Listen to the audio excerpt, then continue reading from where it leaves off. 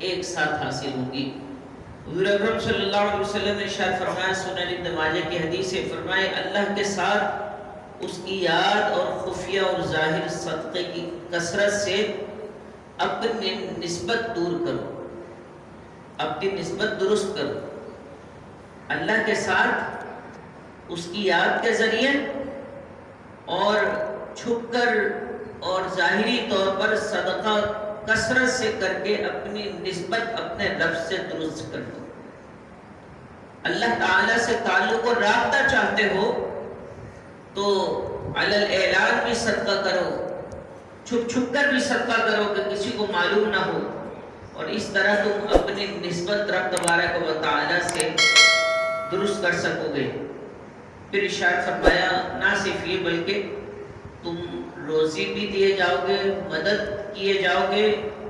اور پھر ایک بات اور بیان فرمائی کہ جو تمہارے کام اٹک گئے وہ پار لگ جائیں گے، جو تمہاری حاجتیں رہ گئی ہیں وہ پوری ہو جائیں گی۔ روزی بھی ملے گی، اللہ کی طرف سے مدد بھی شامل حال ہوگی، اور اللہ تبارک و تعالیٰ تمہاری بگڑیاں سنوار دے گا، بگڑے ہوئے حالات بہتر ہو جائیں گے۔ کام کیا کرنا ہے کہ اللہ تعالیٰ کی یاد رکھنی ہے،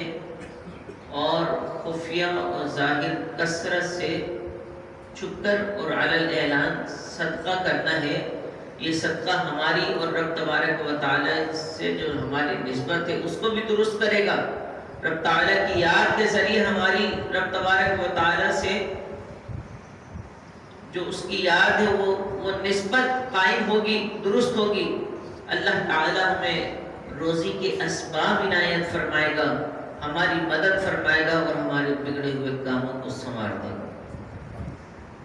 صدقہ اتنی بڑی چیز ہے، اتنی بڑی چیز ہے کہ اللہ تبارک و تعالیٰ نے اس کا ایک کام تو یہ فرمایا کہ صدقہ آگے آگے رہتا ہے، بلائیں اس کے پیچھے پیچھے رہتی ہے۔ جو صرف ایک بلا بلکہ حدیث شریف فرمایا صدقہ 70 قسم کی بلاؤں کو روکتا ہے۔ 70 قسم کی بلائیں صدقے سے دور ہوتی ہیں، جن میں آسان ترین بلا بدن کا بگڑنا ہے، اور سفید داغ ہیں جو برس کے داغ ہوتے ہیں، یہ صدقے سے دور ہو جاتے ہیں۔ بدن کا بگڑنا، ہمارا چہرہ مسخ ہو جاتا ہے، کہیں چوٹ لگ جاتی ہے، بدن کا بگڑنا یہ ہوتا ہے، لہٰذا اللہ تبارک و تعالیٰ صدقہ دینے سے 70 بلاؤں کو دور فرما دیتا ہے۔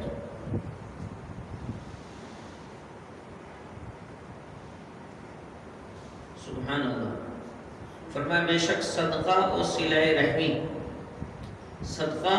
اور صلہ رحمی ان دونوں سے اللہ تبارک و تعالیٰ عمر بڑھاتا ہے اور بری موت کو دور کرتا ہے، اور وہ چیز جو تمہیں ناپسند ہو اس کے آنے کا تمہیں خدشہ ہو، اس اندیشے کو بھی اللہ تعالیٰ اس کے ذریعے دور فرما دیتا ہے۔ حدیث شریف میں ایک بات بیان فرمائی، حضرت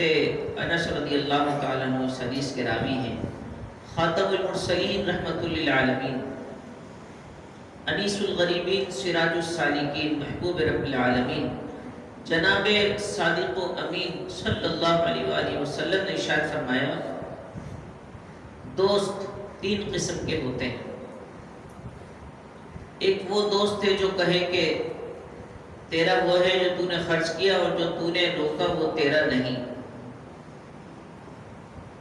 ایک دوست وہ ہے جو کہے تیرا وہ ہے جو تو نے خرچ کیا، اور جو تو نے روکا وہ تیرا نہیں، فرمایا یہ تیرا مال ہے۔ ایک وہ دوست جو کہتا ہے میں تیرے مرنے تک تیرے ساتھ رہوں گا، پھر میں لوٹ جاؤں گا اور تجھے چھوڑ دوں گا، یہ بھی دوست ہوتے ہیں۔ اور یہ تیرے اہل خانہ، بیوی، بچے ہیں جو تیرے ساتھ زندگی گزارتے ہیں یہاں تک کہ تو اپنی قبر میں پہنچ جاتا ہے، اور وہ تجھے چھوڑ کر چلے جاتے ہیں، یہ بھی دوست ہے۔ یہ کیا کہتے ہیں کہ میں تمہارے مرنے کے ساتھ تمہارے مرنے تک تمہارے ساتھ رہوں گا، پھر لوٹ آؤں گا۔ یہ ہماری زندگی میں ہمارے ساتھ رہتے ہیں، ہمیں قبر تک پہنچا کے ہی آتے ہیں۔ محاورہ بھی ہے، حقیقت بھی ہے، قبر تک پہنچا کے واپس آ جاتے ہیں۔ یہ دوسری قسم کے لوگ ہیں، دوست ہیں۔ اور ایک دوست کی قسم یہ ہے جو کہے گا کہ میں تیرے آنے میں بھی تیرے ساتھ ہوں، تیرے جانے میں بھی تیرے ساتھ ہوں، اور وہ ہمارا عمل ہے، وہ ہمارا عمل ہے۔ آنے میں بھی ہمارے ساتھ تھا، زندگی بھر ساتھ رہا، قبر میں بھی ہمارے ساتھ ہوگا۔ تو انسان کہے گا اللہ کی قسم دنیا میں تو میرے نزدیک تینوں میں سب سے زیادہ ذلیل تھا۔ کہا جاتا ہے کہ یہ جو آخری دوست تھے نا، جس کو ہم اہمیت نہیں دیتے تھے، کون سا آخری دوست؟ جو ہمارے ساتھ آیا تھا، ہمارے ساتھ جائے گا، وہ ہے ہمارا عمل، ہمارے اعمال ہمارے ساتھ آئے تھے، ہمارے ساتھ جائیں گے، قبر میں بھی ہمارے ساتھ ہمارے اعمال ہوں گے، اور یہاں مراد نیک اعمال ہیں۔ تو اس دوست کو ہم نے دنیا بھر میں، زندگی بھر میں عزیز نہیں رکھا، عمل سے ہمیں محبت نہیں ہوئی، یہ ہمارے نزدیک بیچارہ ایسی حالت میں رہا کہ ہم نے اس کو کبھی پسند نہیں کیا۔ اسی لیے فرمایا کہ انسان بروز قیامت کہے گا کہ اللہ کی قسم دنیا میں تو میرے نزدیک تینوں دوستوں میں سب سے زیادہ ذلیل تھا، یعنی میں تجھے اہمیت نہیں دیتا تھا، تیری کوئی خیر خواہی نہیں کیا کرتا تھا، تجھے اپنا خیر خواہ نہیں مانتا تھا، تیری طرف توجہ نہیں کیا کرتا تھا۔ حالانکہ یہ دوست کیسا ہے کہ جب آئے تھے جب بھی ساتھ ہے، اور جب گئے ہیں جب بھی ساتھ ہے، قبر میں بھی ساتھ ہے۔ لہذا عقل مند انسان وہ ہے کہ جو اپنے ایسے دوست کے ساتھ رہے کہ جو اس کے ساتھ دنیا میں بھی رہے گا اور آخرت میں بھی رہے گا، قبر میں بھی کام آئے گا۔ وہ ہمارے نیک اعمال ہیں جن کے ذریعے ہم اللہ تبارک و تعالیٰ کو راضی کر سکتے ہیں۔ اس کے ذریعے ہمیں اللہ تبارک و تعالیٰ دنیا میں بھی فراوانیاں، آسانیاں، راحتیں عنایت فرماتا ہے، اور قبر میں بھی ہمارے ساتھ ہوتے ہیں، اس کے ذریعے بھی ہمیں راحتیں ملتی ہیں، اور آخرت میں بھی، میدان محشر میں بھی انشاءاللہ یہ ہمارے ساتھ رہے گا۔ نبی پاک صلی اللہ علیہ وآلہ وسلم نے ارشاد فرمایا بھلائیوں کے کام بری موت سے بچاتے ہیں، اور پوشیدہ خیرات رب کا غضب بجھاتی ہے، رشتہ داروں سے اچھا سلوک عمر میں برکت لاتی ہے، ہر نیکی صدقہ ہے، اور دنیا میں احسان والے وہی آخرت میں احسان پائیں گے، دنیا میں بدی والے آخرت میں بدی دیکھیں گے، اور سب سے پہلے جو جنت میں جائیں گے وہ نیک برتاؤ کرنے والے ہوں گے۔ کس طرح ہمیں اللہ اور اس کے حبیب صلی اللہ علیہ وآلہ وسلم نے جگہ جگہ اپنی راہ میں صدقہ و خیرات کرنے کا حکم فرمایا ہے۔ ایک مقام پر ارشاد ہوتا ہے، دینے کے معاملے میں آتا ہے وَآتِ ذَا الْقُرْبَى حَقَّهُ وَالْمِسْكِينَ وَابْنَ السَّبِيلِ، اور رشتہ داروں کو ان کا حق دو، مسکین کو دو، مسافر کو دو، اور فضول خرچی نہ کرو۔ تفسیر خزائن العرفان میں ہے کہ حق دینے سے مراد ان کے ساتھ صلہ رحمی کرنا، محبت اور میل جول رکھنا، ان کی خبرگیری کرنا، اور موقع موقع سے ان کی مدد کرنا اور ان کے ساتھ اچھا سلوک کرنا۔ چنانچہ علماء کرام نے یہ واضح طور پر حکم شریعت بیان فرمایا ہے کہ اگر رشتہ دار محارم میں سے وہ محتاج ہو جائیں تو ان کا خرچ اٹھانا یہ بھی ان کا حق ہے۔ صاحب استطاعت رشتہ دار پر لازم ہے کہ وہ اپنے نادار، مفلس و محتاج محرم رشتہ داروں کا خرچہ اٹھائے۔ یہ ہمارے اوپر اللہ تعالیٰ نے شریعت نے حق رکھا ہے، اور اسی آیت مبارکہ میں فرمایا وَلَا تُبَذِّرْ تَبْذِيرًا، فضول خرچی نہ کرو۔ حضرت عبداللہ بن مسعود رضی اللہ تعالیٰ عنہ فرماتے ہیں کہ تبذیر مال کا ناحق خرچ کرنا ہے، جس جگہ خرچ کرنے کا حق نہیں ہے اس جگہ آپ خرچ کریں گے تو یہ مال کا ناحق خرچ کرنا ہے۔ اور نبی پاک صلی اللہ علیہ وآلہ وسلم نے خطبہ ارشاد فرمایا اے لوگو یا ایھا الناس توبوا الی اللہ قبل ان تموتوا، اے لوگو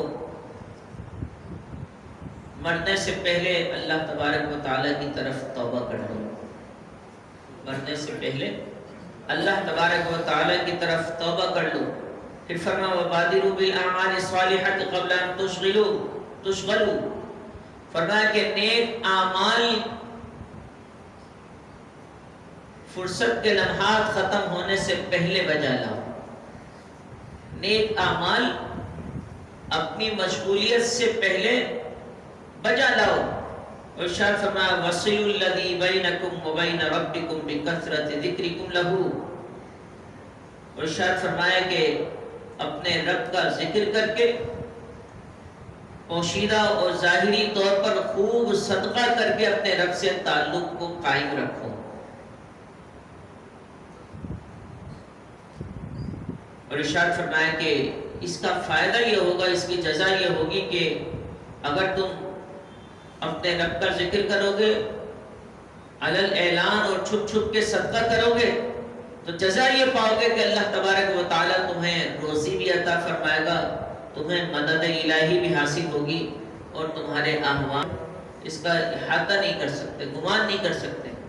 اللہ تبارک و تعالیٰ اس صدقے کے ذریعے ہمیں کیا کیا راحتیں عطا فرماتا ہے۔ حدیث شریف میں یوں بھی آتا ہے کہ بروز قیامت انسان جب لوگ محشر میں دھوپ کی وجہ سے پریشان ہوں گے تو صدقہ دینے والا اپنے صدقے کے سائے میں ہوگا۔ صدقہ جو اس نے اس دنیا میں کیا تھا اس کو سایہ کر رہا ہوگا۔ نبی اکرم صلی اللہ علیہ وآلہ وسلم نے ارشاد فرمایا کہ عام مسکین پر صدقہ کرنا تو ایک صدقہ ہے، وہی صدقہ اگر تم اپنے رشتہ داروں پہ خرچ کرو تو 2 اجر ملتے ہیں، ایک تو صدقہ کرنے کا ثواب ملتا ہے اور دوسرا اجر یہ ملتا ہے کہ آپ نے اپنے رشتہ داروں کے ساتھ تعلق قائم رکھا، جس کو ہم کہتے ہیں صلہ رحمی۔ اجنبی مسکین جس کو ہم جانتے نہیں ہیں، اگر ہم اس کو خیرات دیتے ہیں، صدقہ دیتے ہیں تو یہ بھی ثواب ہے، مگر جب ہمارا اپنا ہی رشتہ دار پریشان حال ہو، تنگ دست، تو اگر آپ اس کو صدقہ و خیرات کریں گے، اس کا خیال رکھیں گے تو اللہ تبارک و تعالی نے اس میں آپ کے لیے 2 اجر رکھے ہیں۔ نبی پاک صلی اللہ علیہ وسلم نے ارشاد فرمایا، اچھا ہمارا ایک اور کام ہے نا، ہمارا کام یہ ہے کہ جو رشتہ دار ہم سے ملتا ہے ہم اس سے ملتے ہیں، جو ہمارے ساتھ بنا کے رکھتا ہے ہم اس کے ساتھ بنا کے رکھتے ہیں، جو ہمارے ساتھ بگاڑ کے رکھتا ہم کہتے ہیں میں کوئی کم تھوڑی کھاتا ہوں، میں کسی کم باپ کا بیٹا تھوڑی ہوں، وغیرہ وغیرہ، اور بھی بڑے تکبر بڑائی والے جملے ہم بولتے ہیں۔ تو ہم یہ کہتے ہیں جو ہمارے ساتھ تعلقات رکھے گا ہم اس کے ساتھ تعلقات رکھیں گے، جو ہماری برائیاں بیان کرے گا، ہمارے جگہ جگہ میں ذلیل و رسوا کرے گا، جس کی ہمارے ساتھ دشمنی ہم اس کے ساتھ، ہم اچھوں کے ساتھ اچھے ہیں، بروں کے ساتھ برے ہیں، دوستوں کے ساتھ دوست ہیں، دشمنوں کے ساتھ دشمن ہیں۔ حالانکہ صدقے کے معاملے میں حضور اکرم رحمت عالم صلی اللہ علیہ وآلہ وسلم نے یہاں تک ارشاد فرمایا، ایسے رشتہ داروں پر صدقہ کرنا زیادہ افضل ہے جو دشمنی رکھتا ہو، ایسے رشتہ داروں پر صدقہ کرنا زیادہ افضل ہے دشمنی رکھتا ہو۔ اور یہ واقعی صدقہ ایسی چیز ہے دشمنی میں مٹا دیتا ہے۔ اس فرمان میں بھی نبی پاک صلی اللہ علیہ وسلم کے اس فرمان میں بھی ہمارے لیے بہت بڑی نصیحت ہے، ایک تعلیم ہے کہ جب ہماری اور اس کی دشمنی ہے اس کے باوجود بھی ہم اس کا خیال رکھ رہے ہیں، تو آپ بتائیے کہ جس کا دشمنی کے باوجود ہم خیال رکھیں تو کیا اس کے دل میں اللہ تبارک و تعالی نرم گوشہ نہیں پیدا فرمائے گا؟ ضرور پیدا فرمائے گا۔ لہذا اپنی یہ عادت چھوڑ دیں کہ جو آپ کے ساتھ دوستی رکھے گا آپ اس کے ساتھ دوستی رکھیں گے، جو آپ سے ملے گا آپ کے گھر آئے گا جائے گا آپ اس کے ساتھ آئیں گے جائیں گے، ایسا نہیں رکھیں، بلکہ وہ رشتہ دار جو آپ کا وہ رشتہ دار جو آپ سے ناراض ہے یا آپ سے بغض رکھتا ہے یا آپ سے اچھے تعلقات نہیں ہیں، آپ اس کو دیں گے تو ایسے اہل قرابت پر صدقہ کرنا زیادہ افضل ہے۔ فقی ابو اللہ سمرقندی رحمۃ اللہ تعالی علیہ فرماتے ہیں اگر کسی شخص کے رشتہ دار قریب ہوں تو اس پر لازم ہے کہ تحفے، تحائف اور ملاقات کے ذریعے صلہ رحمی کرتا رہے۔ اگر مالی طور پر صلہ رحمی کرنے پر قادر نہ ہو تو ان سے میل ملاپ ضرور رکھے، آنا جانا ضرور رکھے اور ضرورتاً ان کے کاموں میں ہاتھ بٹائے، اور اگر دور ہوں تو خط و کتابت کے ذریعے ان سے تعلق قائم رکھے، اور دور ہوں تو یہ کام بھی کرے کہ ان کے پاس سفر کر کے جائے، اور طاقت ہو تو ہدیہ لے کر جائے، کوئی تحفہ لے کر جائے، ان کو پیش کرے۔ نبی اکرم صلی اللہ علیہ وآلہ وسلم نے اس طرح ہمیں اپنے قریبی رشتہ داروں کو صدقہ کرنے کا بیان فرمایا۔ نبی اکرم صلی اللہ علیہ وآلہ وسلم نے ارشاد فرمایا 3 صفات ایسی ہیں کہ جس شخص میں ہوں گی اللہ تبارک و تعالی اس پر اپنی رحمت کا سایہ کر دے گا اور اسے جنت میں داخل فرما دے گا۔ جس میں یہ 3 صفات ہوں گی اللہ تبارک و تعالی اس پر اپنی رحمت کا سایہ کرے گا، اس کو داخل جنت فرمائے گا۔ فرمایا وہ خوبیاں اور صفات یہ ہیں کہ جو کمزور ہو اس کے ساتھ نرمی برتو، والدین پر شفقت کرو، غلاموں کے ساتھ احسان کرنا، اور 3 صفات وہ ہیں کہ جس شخص میں ہوگی اللہ تبارک و تعالی اس دن اپنے عرش کے سائے میں رکھے گا جس دن اس کے سوا کوئی سایہ نہ ہوگا۔ فرمایا وہ صفات یہ ہیں کہ سخت مشکل میں وضو کرنا، اندھیرے میں مساجد کو جانا اور بھوکے کو کھانا کھلانا۔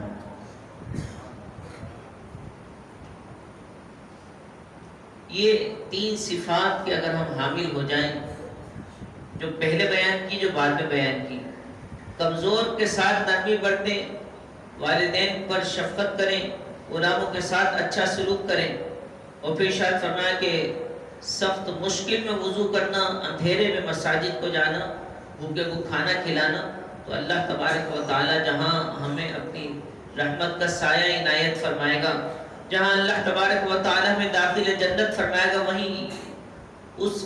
دن کے جب اللہ تعالیٰ کے عرش کے سوا کوئی سایہ نہ ہوگا، اللہ تعالیٰ ہمیں اپنے عرش کے سائے میں جمع فرمائے گا اور راحتیں اور آرام عنایت فرمائے گا، ہمیں عرش کا سایہ نصیب ہوگا۔ لہذا ہمیں چاہیے کہ اپنے مال کے ذریعے اپنے لیے آخرت کا سامان اکٹھا کریں۔ یقیناً جہاں مال کی بہت ساری آفات ہیں، اس کے ذریعے انسان کو غرور، نخوت و تکبر ملتا ہے، اس کے ذریعے انسان بڑا سخت دل ہو جاتا ہے، لوگوں پہ سختی کرتا ہے۔ وہیں اس مال کی جہاں آفتیں ہیں اس کے ساتھ ساتھ اللہ تعالیٰ نے اس مال کی برکتیں بھی یہ رکھی ہیں کہ اللہ تبارک و تعالیٰ اسی مال کے ذریعے اپنی اطاعت و فرمانبرداری کے کام نصیب فرماتا ہے۔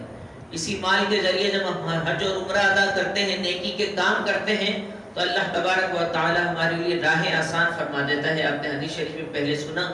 کہ اگر ہم اللہ تبارک و تعالی کی یاد رکھیں اور پوشیدہ طور پر اور ظاہری طور پر اس کی راہ میں کثرت سے صدقہ کریں تو پھر اللہ تبارک و تعالی ہمارے بگڑے کاموں کو سنوار دیں گے، ہماری حاجتیں پوری ہو جائیں گی، اللہ تبارک و تعالی ہمارے بگڑے ہوئے کاموں کو سنوار دے گا۔ لہذا انسان کے لیے عافیت اسی میں ہے کہ وہ گاہے بگاہے اللہ تبارک و تعالی کی راہ میں خرچ کرتا رہے۔ نبی اکرم صلی اللہ علیہ وآلہ وسلم نے ارشاد فرمایا کہ راہ خدا میں خرچ کرنے سے رکنا مت، راہ خدا میں خرچ کرنے سے رکنا مت، ورنہ تیرا رزق روک دیا جائے گا۔ حضرت بلال رضی اللہ تعالیٰ عنہ سے مروی نبی پاک صلی اللہ علیہ وآلہ وسلم نے ارشاد فرمایا، حضرت بلال سے فرمایا اے بلال، فقیر مرنا غنی نہ مرنا۔ میں نے عرض کیا یہ مجھ سے کیسے ہوگا؟ فرمایا تمہیں جو رزق ملے اسے جمع مت کرنا، اور جو تم سے مانگا جائے اس سے منع مت کرنا۔ تو میں نے عرض کی یا رسول اللہ صلی اللہ علیہ وآلہ وسلم یہ مجھ سے کیسے ہوگا؟ حضرت بلال سے نبی پاک صلی اللہ علیہ وآلہ وسلم نے ارشاد فرمایا جیسا بول دیا ایسا ہی کرنا ورنہ ٹھکانہ آگ ہوگا۔ یہ کیسے ہوگا؟ مشکل ہے نا انسان کے لیے مال خرچ کرنا، مشکل ہے۔ انسان چاہتا ہے مال جمع کر کے رکھا رہے، رکھتا رہے، اس کے بعد کے لیے کام آتا ہے۔ نبی پاک صلی اللہ علیہ وسلم فرماتے ہیں اے بلال فقیر بننا، دولت مند ہو کر نہ بڑھنا۔ پھر فرمایا جو رزق ملے اس سے جمع مت کرنا، جو تم سے مانگا جائے اس سے منع مت کرنا۔ فرمایا کہ یہ کیسے ہوگا؟ فرمایا جاتا ہے کہ کام مشکل ہے۔ فرمایا یہ جو کہہ دیا کرنا تو ایسے ہی ہوگا، اگر نہیں کرو گے تو حال کیا ہوگا؟ جو اگر ہم جمع کرتے رہیں گے تو آخرت میں یہی مال ہمارے لیے وبال ہوگا۔ حدیث شریف میں آتا ہے کہ وہ مال جس کی زکوٰۃ ادا نہیں کی جاتی بروز قیامت اس کو بطور گنجا مسلط کر دیا جائے گا، اس کو قیامت تک یہ ڈستا رہے گا۔ اس کو جب ایک بار ڈسے گا تو مردہ 70 ہاتھ زمین میں دھس جائے گا، پھر اس کو دوبارہ نکالا جائے گا، پھر اس کے بعد دوبارہ اس کو ڈسا جائے گا۔ یہ معاملہ اس کے ساتھ قبر میں تا حشر ہوتا رہے گا۔ یہ وہ مال ہے جو ہم نے اس دنیا میں جمع کر کے رکھا تھا، اللہ تعالیٰ کی راہ میں خرچ نہیں کیا تھا، زکوٰۃ واجب ہو چکی تھی، زکوٰۃ ادا نہیں کی تھی۔ یہ صدقہ کرنا، اللہ تعالیٰ کی راہ میں خرچ کرنا، زکوٰۃ، ہم یہ چاہتے ہیں کہ دنیا میں بھی عافیت سے رہیں، آخرت میں بھی عافیت سے رہیں، تو اللہ تعالیٰ کی راہ میں مال خرچ کرنا ہوگا۔ پہلے بھی کئی بار یہ حدیث میں نے بیان کی۔ اللہ تبارک و تعالیٰ فرماتا ہے یا ابن آدم انفق علیک، اے ابن آدم خرچ کر میں تجھ پر خرچ کروں گا۔ اے ابن آدم تو میری راہ میں خرچ کر میں تجھے اور زیادہ عطا کروں گا۔ اللہ تبارک و تعالیٰ نے مال کا قانون یہ رکھا ہے کہ جب اس کو خرچ کیا جائے گا تو اللہ تبارک و تعالیٰ اور عنایت فرمائے گا، اور جو عنایت فرمائے گا وہ بڑھا چڑھا کر عنایت فرمائے گا، اس لیے کہ اس کی راہ میں دینے سے مال خرچ کر کم نہیں ہوتا۔ فرمایا من ذا الذی یقرض اللہ قرضا حسنا، کون ہے جو اللہ تبارک و تعالیٰ کو قرض حسنہ دے، فیضاعفہ لہ اضعافا کثیرا، کہ اللہ تبارک و تعالیٰ اس کو بہت زیادہ بڑھا چڑھا کر دگنا چگنا کر کے اس کو عنایت فرمائے۔ اور یہ وہ رب فرما رہا ہے کہ جو اپنے وعدے کی خلاف ورزی نہیں کرتا، جو اس نے کہہ دیا وہ کر کے رہے گا۔ لا تبدیل لکلمات اللہ، اس کے کلمات میں کوئی تبدیلی نہیں ہے۔ جب اس نے فرما دیا کہ وہ بڑھا چڑھا کر عنایت فرمائے گا تو واقعی وہ بڑھا چڑھا کر عنایت فرمائے گا۔ لہذا ہمیں چاہیے کہ ہمارے جو غریب رشتہ دار ہیں، ہمارے معاشرے کے غریب اور نادار مفلس و محتاج لوگ ہیں، ان کی مدد کریں، اور وہ لوگ جو اللہ کی راہ میں لڑ رہے ہیں ان کی مدد کریں، وہ لوگ جو اللہ تبارک و تعالیٰ کی راہ میں دینی تعلیم حاصل کرنا ہے ان پہ خرچ کریں، وہ لوگ جو دین کی تعلیم میں، دین کی تدریس اور تعلم میں مشغول ہیں ان پہ خرچ کریں، دینی طالب علموں پر خرچ کریں، اس لیے کہ ان پر خرچ کرنے سے اللہ تبارک و تعالیٰ ایک نہیں دو نہیں کئی قسم کے ثواب اور اجر عنایت فرمائے گا۔ ایک وہ طالب علم کہ جو اللہ تبارک و تعالیٰ کے دین کو پڑھ رہا ہے، سمجھ رہا ہے، یاد کر رہا ہے، اگر آپ اس پر خرچ کرتے ہیں، اس کی تعلیم میں خرچ کرتے ہیں، تو آپ یہ سمجھ لیے اس کا اجر و ثواب اتنا ملٹیپل اتنا زیادہ ہے کہ آپ شاید اس دنیا سے رخصت ہو جائیں، مگر جو اس نے پڑھا اور آگے پڑھایا، آگے بڑھایا اور اللہ تبارک و تعالیٰ کے دین کو آگے بڑھایا، تو انشاءاللہ العزیز اس کا ثواب جاریہ اور صدقہ جاریہ میں شمار کیا جائے گا۔ میں بھی مدرسے کا پڑھا ہوں، میں نے بھی مدرسے میں حفظ کیا، اور آپ نے بھی آپ میں سے اکثر نے قرآن پاک کی تعلیم مدرسے میں حاصل کی ہوگی۔ اب یہ مدارس ایسے ہمارے لیے خیرات کے، نیکیوں کے، خیرات ہمارے یہاں پر نیکیاں ہیں، نیکیوں کے ایسے ذریعے ہیں کہ جب ہم یہ قرآن شریف پڑھتے ہیں تو ایک میں نے قرآن شریف پڑھا تھا، میں جتنوں کو قرآن شریف پڑھاؤں گا وہ سب کے سب میرے لیے صدقہ جاریہ ہیں۔ میرے استاد محترم کو اللہ تعالیٰ سلامت رکھے، ڈھیر انہیں اجر و ثواب عنایت فرمائے، جنہوں نے مجھے قرآن مجید پڑھنا سکھایا۔ ان کا مجھ پر بڑا احسان ہے کہ صحیح قرآن کریم پڑھنا مجھ کو سکھایا۔ اب میں نے کتنوں کو حافظ بنایا، کتنوں کو قرآن پاک کی ناظرہ تعلیم دی، کتنی آیات اور احادیث پڑھ کے آپ کے سامنے پیش کرتا ہوں۔ یہ سب کا سب اجر و ثواب میرے ان اساتذہ کے لیے جنہوں نے مجھے پڑھایا، مگر پڑھانے میں صرف میرے اساتذہ شامل نہیں تھے، مگر جس مدرسے میں پڑھتا تھا دارالعلوم الاسلام 5F، وہاں پر جنہوں نے اس مدرسے میں میری تعلیم میں میرے اخراجات برداشت کیے، وہاں کے تعلیمی اخراجات برداشت کیے، وہاں پر کھلانے پلانے میں مدد کی، جس میں میں بھی شامل تھا، میرے ساتھ میرے دوسرے دوست بھی شامل تھے، آج جس جگہ وہ تعلیم دین حاصل کر رہے ہیں، پھیلا رہے ہیں، قرآن پاک پڑھ رہے ہیں، دوسروں کو پڑھا رہے ہیں، سب کا اجر و ثواب ان لوگوں کو ملے گا جنہوں نے ہماری تعلیم میں مال خرچ کیا تھا۔ تو یہ جو تعلیم پر خرچ کرنا ہے، بالخصوص دینی تعلیم پر خرچ کرنا، یہ ایک ایسا اجر و ثواب کا باعث ہے کہ اس میں اللہ تبارک و تعالی صدقہ جاریہ عنایت فرماتا ہے۔ ہم چلے جائیں گے، مدرسہ حاجی زاہد علی صدیقی مرحوم مغفور نے قائم کیا، ان کی اولاد نہیں تھی۔ اب آپ غور فرمائیے کہ اولاد نہ ہونے کے باوجود کس طرح ان کو دعاؤں میں یاد رکھا جاتا ہے، کس طرح جب انہوں نے یہ مسجد تنہا